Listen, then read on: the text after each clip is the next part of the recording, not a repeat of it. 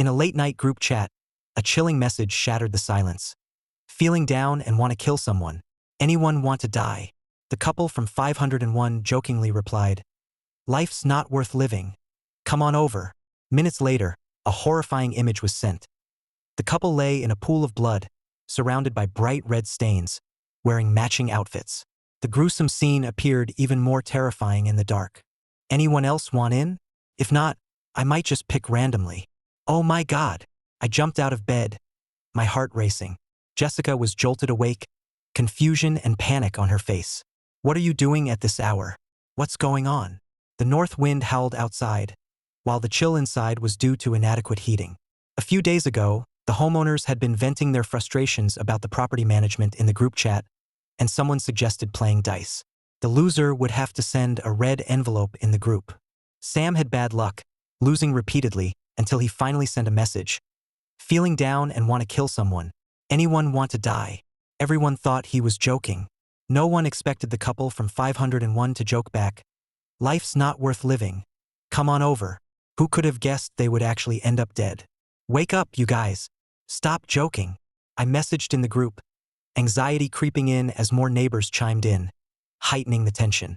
Suddenly, 501 sent a voice message, and I breathed a sigh of relief, thinking, it has to be a joke. But as soon as I heard the voice, my smile froze. "Anyone else want in? If not, I might just pick randomly." That sentence sank my heart. The atmosphere grew tense. Jessica exclaimed, "This guy's lost it. Quick, give him back his money." Panic surged through me as I quickly sent a 200 yuan red envelope, but my unease lingered. "Call the police. I don't want to die at his hands," Jessica cried urgently. I tiptoed into the kitchen, ready to grab something for self-defense. As I hesitated between a cleaver and a kitchen knife, the police finally answered. Jessica quickly explained the situation and received a response. The police were on their way. I felt a wave of relief wash over me, silently praying everything would be all right. Just then, my phone buzzed. Xiaoli from 502 sent a message, her face pale with fear. "I saw a man carrying a bloody knife coming out of 501. I already called the police," I replied hurriedly, terror flooding my mind. Other neighbors began to realize the gravity of the situation and started calling the police. Suddenly, footsteps echoed outside, and my heart raced. Peering through the peephole, I saw a pair of eyes close to the door. It was Sam, holding a blood-stained knife, his expression blank. "Run!" Jessica's voice tore through the air, my heart pounding as cold sweat cascaded down my back. In that tense moment, the owner from 302 sent me a private message. "Xiaoli, Sam is right outside our door. What should we do? Should we rush out and tackle him?" Jessica was about to reply, but I snatched her phone away, my heart sinking. "No, the 302 apartment doesn't have a peephole. He said many times that peepholes are unsafe because someone could pick the lock with a wire. If he can't see out, how does he know Sam is out there? Plus, the person outside is dressed in black, wearing a hat and mask, so he's hard to identify. If we stay inside, we're safe. Why provoke him?" I was deep in thought. The man outside took a long look in our direction before walking straight to 302. He paused at the door for a few seconds and slowly pushed it open. I gulped, suddenly understanding why the characters in horror movies are always a step behind. This fear was truly chilling. Jessica frowned, whispering, "Did he leave?" I shook my head. "He's inside 302. Jessica grew panicked. "How did he get in? Did he break the door? Why was there no noise?" "I don't think so. It looked like he just opened the door." A thought flashed through my mind. What if he's pretending to be Sam to get at someone? Jessica was stunned. "I don't know any of them. How could I tell?" Just then, my phone rang. Sam had sent a message in the group. Holding my breath, I gathered the courage to check. On the screen, 302 was covered in blood, the head and body nearly severed, the glimmer of a bald head catching the dim light. "Let me ask again, anyone want to die? If not, I'll choose randomly." He even sent a taunting voice message using 302's phone. "Or let's make it fair. You can vote, and the one with the most votes will be the first to die." His voice dripped with cruel mockery, sending chills down my spine. "Did you call the police? Why haven't they come yet?" I asked anxiously. "I got through. I'll call again." "What bad luck. I come to crash at your place and end up in this mess." Jessica redialed, her voice urgent. A soothing female voice came through. She quickly explained, "Police, sister. 2 people are dead. Please hurry." The operator repeatedly assured us that help was on the way, allowing me to ease up just a bit. We quickly set up a new group chat and added the others. I just saw him go into 302. But what's odd is he opened the door without forcing it or breaking it. It was like he just unlocked it. I tried to piece everything together. They might be in cahoots. For O3 replied in the group. Maybe Sam killed 302 for some reason. In cahoots? What kind of grudge could they have? I wondered aloud. At that moment, 403 sent me a series of private messages. You really don't know? A few days ago, they had a serious incident. I finally understood Sam's strange behavior. Apparently, his son, Xiaoyu, had suffered severe bullying at school, forced to kneel, lick shoes, and even be extorted, ultimately leading to his suicide and hospitalization. The scene I had previously seen on a short video platform of the bullied boy suddenly made sense. That child was Sam's son. But what did this have to do with the couple and 302? 403 continued, explaining that after Xiaoyu's death, Sam and his wife fell into a deep depression. The 302 residents, sympathizing with them, offered Sam a job out of town. Soon after, rumors spread that while Sam was away, his wife got close to someone from 302. This information was credible.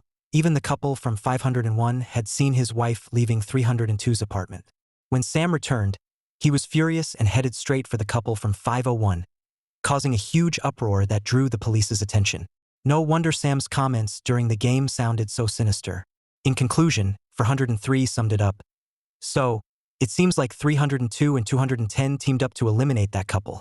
And in the end, Sam snapped and killed 302. I couldn't believe so much had happened in such a short time. Why didn't you tell me earlier? I asked Jessica, who looked visibly tense and gasped slowly. I didn't go out. How could I know? Besides, I'm not close to them. Who would share such gossip with me? This left me even more confused. Jessica had mentioned that on her first day moving in, everyone seemed nice and often shared photos of playing games. Just when I was about to speak, 502 messaged in the group. I suddenly remembered that Sam's main job was installing fingerprint locks, and all the families in our building were his clients. Was it possible that he had just unlocked 302's door? Here's the translated passage following your requirements. I locked eyes with Jessica, and our faces turned pale. I hadn't seen him knock. I just walked in. What a mess. We both exclaimed. He installed my fingerprint lock too. I remembered that incident where I ended up paying him $200 and had to treat him to dinner. Before entering 302, he had stared at us for quite a while. Was I his next target? Just then we heard a beep at the door. We quickly looked over, and that familiar unlocking sound echoed. In an instant, every hair on my back stood up. I wanted to move, but my legs felt like they were filled with lead. Jessica reacted quickly and slapped me. What are you doing? Find a weapon. It hit me and I grabbed a knife from the ground. A cold breeze swept through as the door creaked open, revealing a pitch-black corridor. I was so nervous that I kept swallowing. Minutes passed, and no one entered. I finally relaxed a bit and tossed an apple from the table outside. The motion-sensing light flicked on, but the area outside remained empty. Jessica and I exchanged glances. She gestured for me to follow her. I nodded and cautiously moved forward, afraid Sam might show up. As the door closed behind us, we both let out a sigh of relief. We pushed the couch and coffee table against the door, bracing it tightly. After that, we lay on the floor, breathless. The earlier panic had nearly suffocated me. I finally understood the feeling of being on the edge. Jessica scoffed. You're such a wuss. I chuckled. You were almost crying earlier. She didn't respond, pulling out my phone to message the group. Our door was opened earlier, but that person didn't come in. Everyone, be sure to barricade your doors. 403 replied in the group. Sounds like this isn't our problem. Let's just wait for the police. Jessica got serious and said, Don't you think this is strange? Yeah, it really is. I nodded. Sam was usually so easygoing. Every time we argued with the property management, he'd be the last one to step in with a smile. But tonight he was acting totally different. Was it really because of some personal issue? Jessica shook her head. It's not just them. The others in the group are acting off too. Everyone says they couldn't get through to the police, but I just did. and they said they're on the way. I slapped my forehead, realizing, right, why is everyone saying they couldn't call the police? Except you.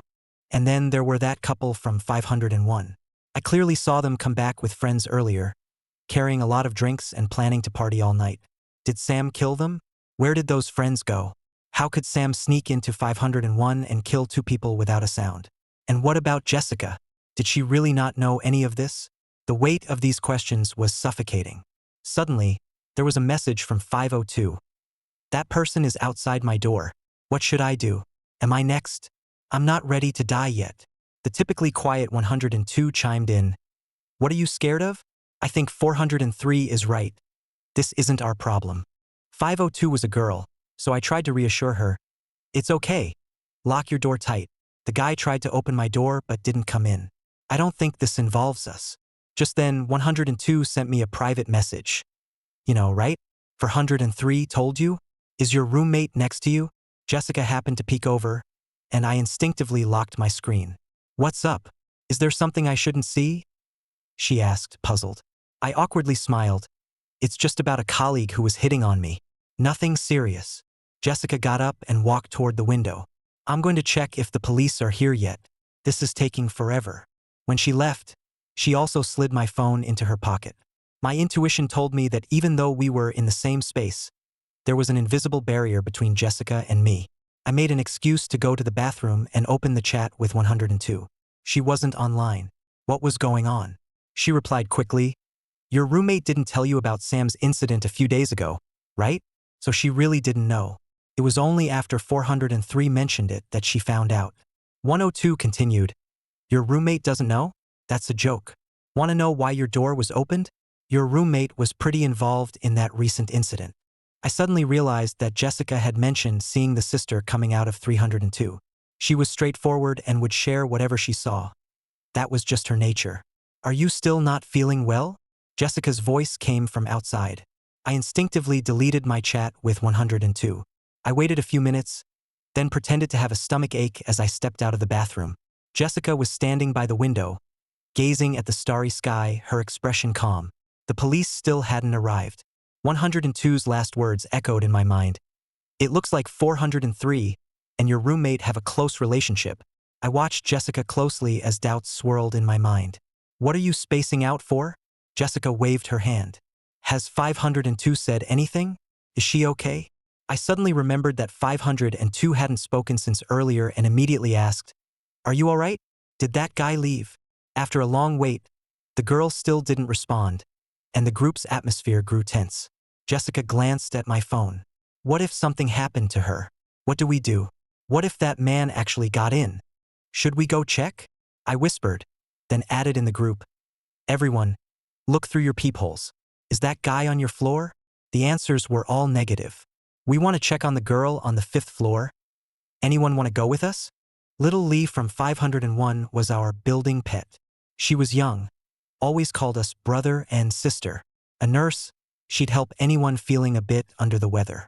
Last time, when 403 got drunk and collapsed in the flower bed downstairs, she dragged him back. Remembering Lee's past help, everyone readily agreed to check on her. Just then, Lee sent a voice message in the group only 2 seconds long. I quickly played it and heard her hoarse voice. Help me! 403's older brother was the first to speak up. Let's go. There are a bunch of us. Are we afraid of one guy? Lee has been good to us. I'm going too, 102 added. We quickly formulated a plan. Jessica and I would head to the 2nd floor, while 102's brother would come up from the 1st floor. We'd meet on the 2nd floor, then go to the 4th floor to find 403's brother, and finally take supplies to the 5th floor. Time was running out, so I grabbed a fruit knife, ready to rush out. Here's the translation of your provided text following the specified guidelines. Just as I was opening the door, Jessica suddenly grabbed my arm. Don't you think this is strange? From the start, 302 wanted us to leave. Now that the police are on their way, we still have to go outside. I paused, considering her words. She had a point, but I felt Sam meant no harm. If he really wanted to kill me, why hadn't he come in when the door was already open? As I thought about Sam, I caught a flicker of panic on Jessica's face. Was what they said on the 1st floor true? Was Jessica playing a crucial role in this moral drama? Her expression quickly returned to normal. When Sam killed that couple across the hall, he didn't give them a chance to call for help. Why did he give 502 a chance? A sense of unease settled in my gut. It felt like someone was intentionally leading us outside. You might be right, but that girl from 501 helped me. I can't just ignore it. In the end, you're just staying here temporarily. You don't have any strong ties with these neighbors. Why not stay home while I check it out myself? She seemed relieved. Fine, you go ahead. Just be careful. I nodded, walked to the door, and suddenly turned back to see Jessica looking down at her phone, messaging someone. That profile picture looked familiar. I'm heading out. Remember to barricade the door. Unless I say so, don't let anyone in. Okay? As I stepped outside, I heard the lock click behind me. Jessica was dead. Dead in my apartment. When the door was kicked open, Jessica lay lifeless in a pool of blood, her body covered in stab wounds. The coroner reported, she's dead, with a total of 18 stab wounds, all avoiding vital areas. But the last one was the fatal blow. Hearing dead brought a heavy sigh of relief from me, and I pretended to be in shock, trembling and pale. Half an hour earlier, I had been waiting on the second floor for 102. I waited a long time and he never came out. I messaged him with no response. The same with 403. No matter how much I messaged or called, there was no reply. I thought they were scared, so I vented in the group chat. You two are men. Why aren't you out here? I can't go alone. But no matter what I said, the two of them seemed unresponsive, as if they had lost consciousness. Then I heard a scream from the fifth floor. Lee's voice. Without thinking, I grabbed the fruit knife and made my way upstairs. The hallway was so quiet I could almost hear my heartbeat, the motion sensor lights flickering with each step. I didn't know how long I walked, but I finally reached the fifth floor. What met my eyes was an empty corridor. There were no signs of blood, as Lee had mentioned. I glanced around to make sure no one was outside, and just as I steeled myself to knock, a pained scream echoed from downstairs. It was Jessica's voice.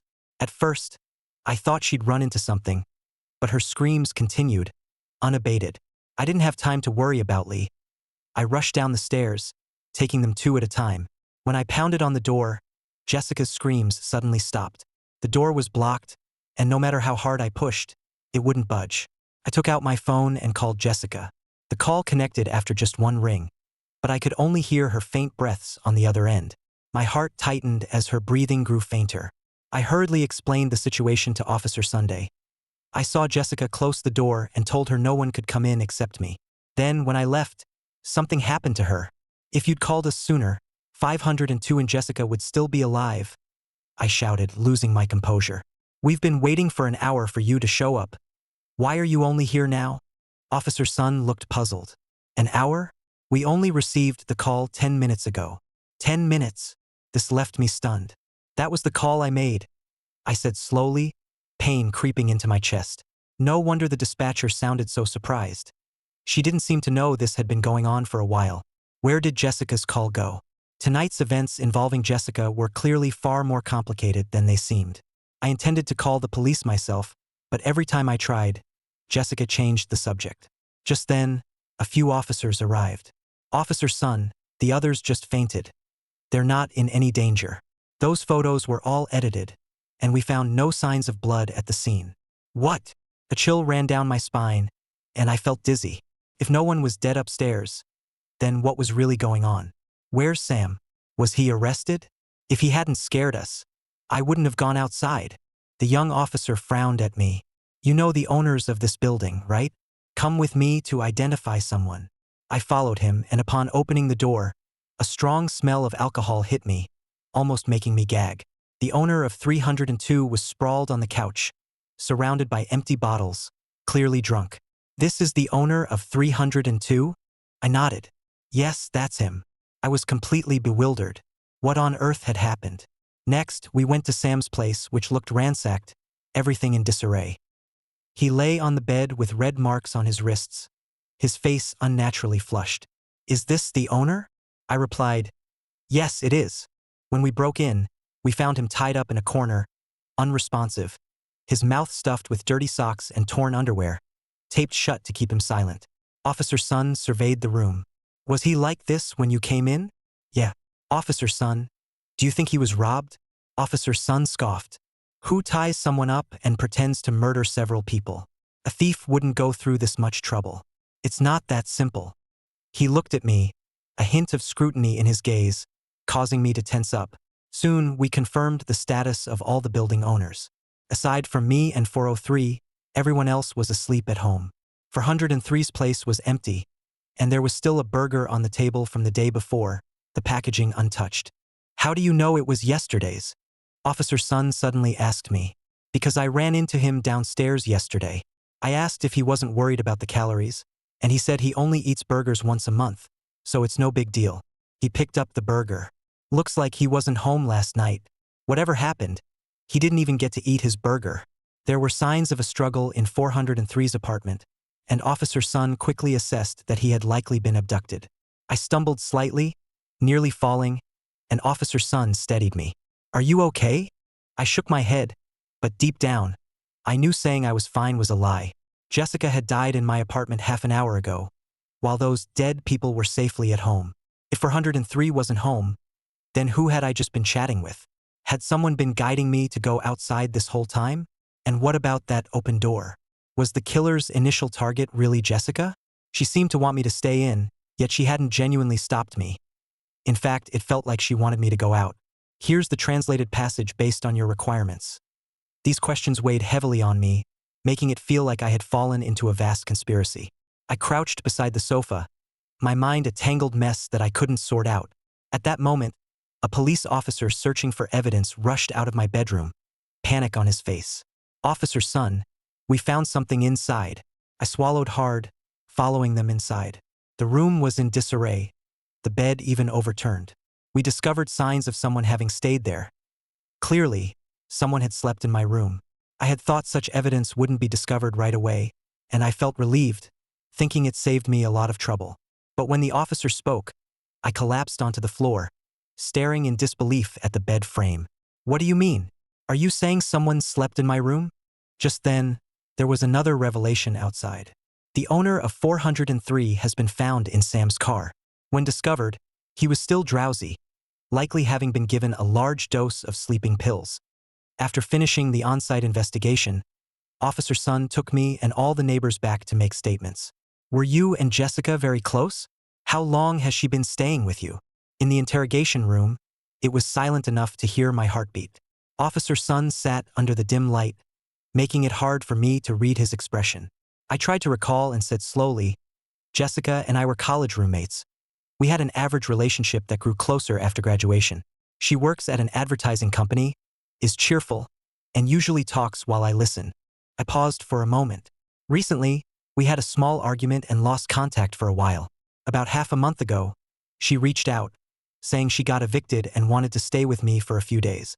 I was at my hometown then, so I refused.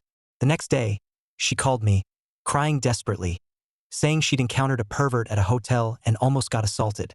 I softened and sent her the key, and she's been here since. Officer Sun quickly took notes. Anything else? I hesitated. Not much else. I just returned yesterday, so I don't know what happened during that time. However, the owner of 102 mentioned that Jessica seemed to have some flirtation with the older guy from 403. When I left the police station, dawn was just breaking. I was accompanied by a few other neighbors. Before we left, Officer Sun advised us that the case was still unsolved and asked us not to leave the city, promising to contact us if necessary. In the police car heading home, we sat in silence.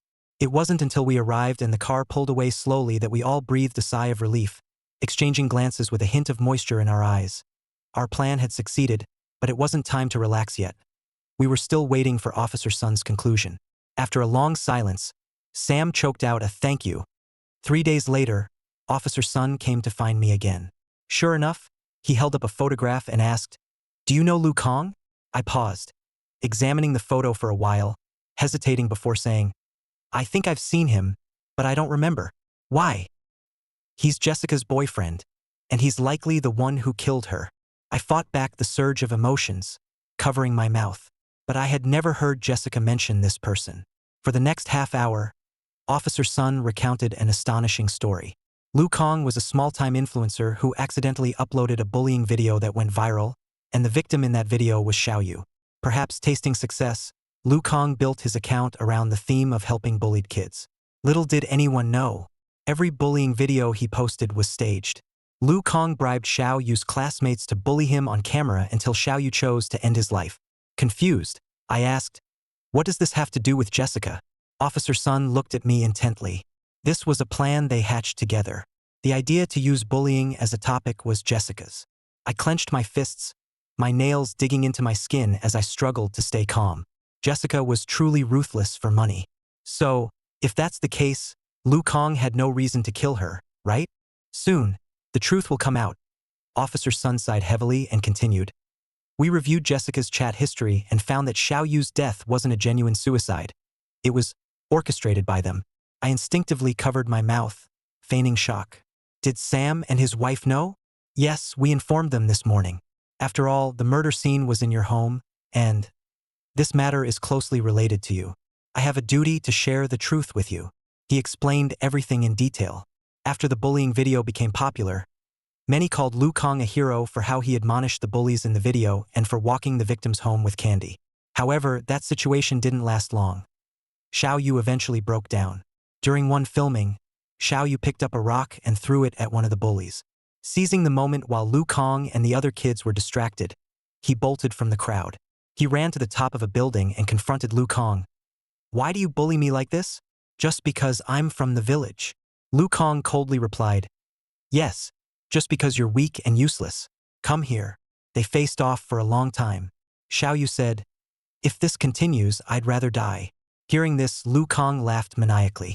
You coward. Go ahead and die. If you don't, life will be even harder for you.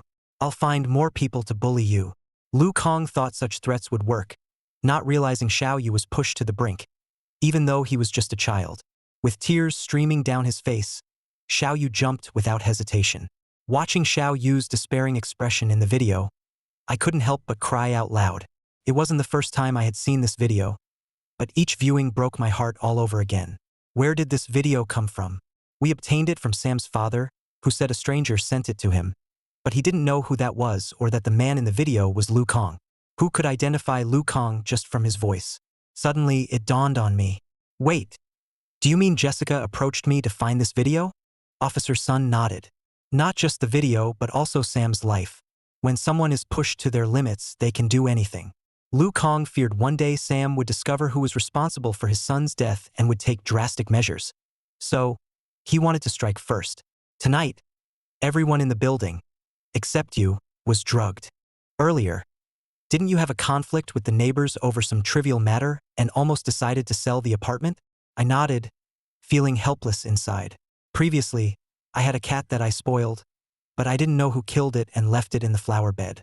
I had made a scene about it for days, and the neighbors called me crazy, thinking I was obsessing over a dead cat more than it deserved. Jessica's original plan was to kill Sam and then lure me out, framing me for Sam's death. Hearing this sent a chill down my spine. Then why was I not the one who died? Because Jessica transferred all of Lu Kang's earnings and planned to dispose of him. They turned on each other, leading to the current situation. As Officer Sun prepared to leave, he warned me that Lu Kang had not yet been apprehended and advised me not to run around. His car was last seen at the beach before it disappeared. I thanked him repeatedly. The moment I closed the door, the fear on my face morphed into a strange smile. Lu Kang? Now there was just a corpse left. Officer Sun was right. This was originally a trap set by Lu Kang and Jessica, but if I hadn't cooperated, how could they have set up this scheme? We had long suspected something was off about Xiao Yu's death. But when did it all start? The day before Xiao Yu died, Jessica mentioned coming to see my new apartment, intending to mock me. While we were climbing the stairs, we encountered Xiao Yu.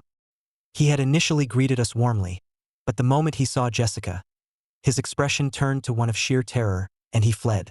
Jessica's expression was telling. The key was that she accidentally opened a video showing a bullying scene, and I vaguely saw Xiao Yu's face in it. She asked me who Xiao Yu was and if I knew him well. Worried she would make me do something I didn't want to, I fabricated a story about my new kitten being killed. Just a kid from the neighborhood. He's annoying, she remarked, her tone heavy with meaning. The following day, the more I thought about it, the more uneasy I felt, so I contacted Sam. Before he could get to school, the news of Xiao Yu's death broke. It hit Sam hard, but my words gave him a glimmer of hope amidst his despair. At first, I was concerned that Sam might harass Jessica. To my surprise, just 2 days after following him, he approached me and knelt down as soon as he entered. "Miss, I came to thank you. You were right to warn me. I need your help with something. Is that okay?" Initially, Sam only wanted to teach Jessica a lesson. So, she asked me to arrange a meeting at my place, where he planned to drug her drink and use her account to post a statement declaring the previous bullying videos were all fake. The statement was ready, but they discovered the truth about Xiao Yu's death on Jessica's phone. Sam used Jessica's account, along with his, to release the video. Through chat records, he found Lu Kang. The subsequent events unfolded as part of Sam's plan. He knew that even bringing this video to the police wouldn't result in Lu Kang's execution, but his son was dead. What the law couldn't do, he would take into his own hands. He first threatened Lu Kang for 1,000,000 yuan, or he would release the video and ruin him, creating the illusion that Lu Kang would go to any lengths for money. They went back and forth for several days while Jessica found a reason to stay at my place. Ever since she moved in, Sam had been visiting everyone. I installed surveillance in my apartment, clearly seeing everything Lu Kang and Jessica plotted, and I shared it all with Sam. Even Jessica flirting with 403's brother was part of our plan. Everything Jessica learned from 403 was information we wanted her to have. So this plan wasn't solely Lu Kang's. Lu Kang wanted to kill Sam, and Sam wanted to kill Lu Kang. That first night of the plot, Jessica delivered local specialties to everyone under my name, laced with drugs. When Lu Kang entered Sam's home, Sam pinned him to the ground. Sam said Lu Kang's face was a mix of shock, panic, and confusion. Later, we put on quite a show in the group chat. Until I mentioned wanting to go outside. That was when Sam rushed in. I coldly shut the door, sitting by it for what felt like ages while I listened to Jessica's cries gradually fade. Some might argue that Jessica never truly wronged me, so why did I do this? The truth is, Jessica had planned everything out all along, intending to pin all the blame on me once she succeeded. She never intended to let me go. As spring turned to autumn, the neighborhood returned to its former tranquility. We tacitly helped Sam cover up this incident. As for Lu Kang's body, he said, "You wouldn't know, but after the incident, I could claim you were drugged. Once you find out, you won't escape." You see, even a neighbor I had known for less than half a year understood the need to protect us, while Jessica only ever aimed to use me. But thankfully, evil deeds eventually lead to retribution.